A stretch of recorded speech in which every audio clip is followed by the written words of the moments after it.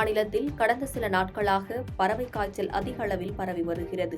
இதனால் தமிழக கேரள எல்லைப் பகுதிகளில் அமைந்துள்ள சோதனைச் சாவடிகளில் கால்நடை மருத்துவர் துறையினர் தீவிர ஆய்வு மேற்கொண்டு வருகின்றனர்.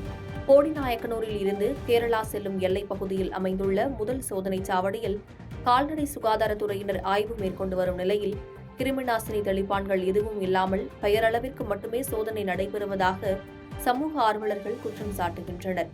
போடிநாயக்கனூரில் இருந்து சுமார் 26 கிலோமீட்டர் தொலைவில் உள்ள சோதனைச் சாவடியில் ஆய்வு செய்யாமல் போடியிலிருந்து சுமார் 6 கிலோமீட்டர் தொலைவில் அமைந்துள்ள முந்தலில் சோதனைச் சாவடி அமைத்து ஆய்வு மேற்கொண்டு வருவதாக போடி மெட்டுமலை பகுதி கிராம மக்கள் மற்றும் முந்தல் கிராம மக்கள் அச்சம் தெரிவித்துள்ளனர்.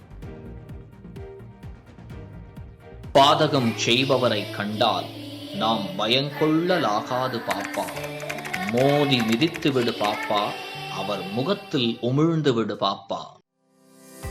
அண்மை செய்திகளை உடனுக்குடன் தெரிந்து கொள்ள இணைந்திருங்கள் இயம்நாடு தொலைக்காட்சியுடன்.